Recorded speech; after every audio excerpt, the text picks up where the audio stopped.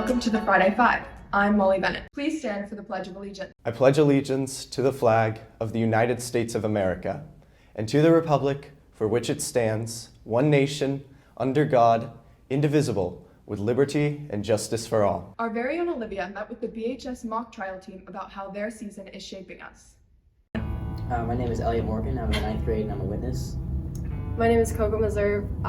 I'm in the 11th grade and I'm the lead defense attorney and the president.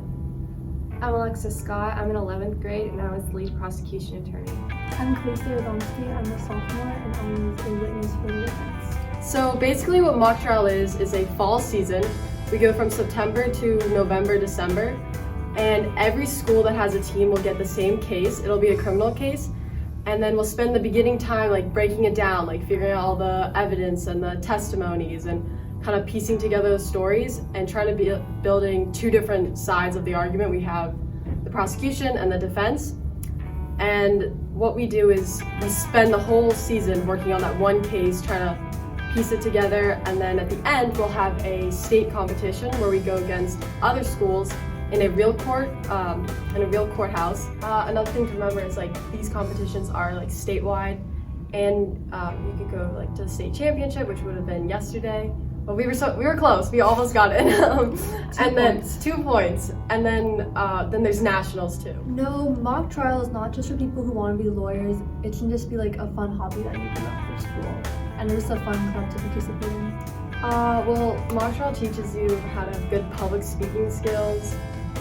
Teaches you all about like the judicial system if you get in trouble with the law, or it also just It helps you organize your thoughts Mhm. and sort of work through the thought process. It's helped me with deductive reasoning and just sort of organizing your thoughts in a way that makes sense. It's worth my time because you get either half or a quarter ELO credit for it, which is great on college applications, and it's amazingly fun just to have fun arguing after school with others. lots of live discussions. What makes it fun for me is like I like getting all dressed up and acting all formal.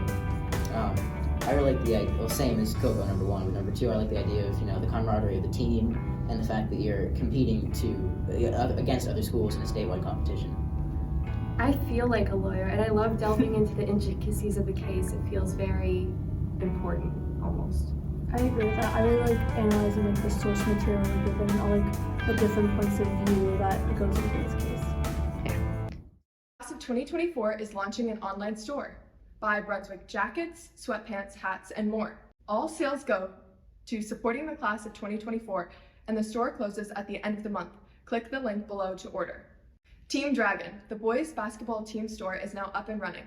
If anyone is interested in some boys basketball Dragon gear for the holidays, please see the link below. A portion of all sales goes back to the program. Go Dragons! The BHS players will begin work on our spring musical Anything Goes in the coming month. This classic musical is a comedy and has lots of roles for singers, dancers, and actors of all levels. It also features a large ensemble, so there is sure to be stage time for all involved. Auditions will take place on January 3rd and 4th in Crooker Theater. Check out the link below for the poster to sign up for an audition. If you have any questions or would like to know more about the process, come check in with Mrs. Albert in the music room or email our directors, Mrs. Albert, albert@brunswicksd.org, or Mrs. Gardner, lgardner@brunswicksd.org.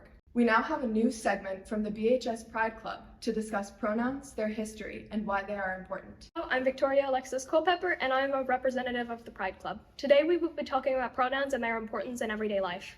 Pronouns are important because they're something someone identifies with heavily. Like, for instance, if you were a female and you were called a male, you might feel a bit offended at that. Now, someone may identify with pronouns you might not see every day, like they, them. That's one of the more common ones.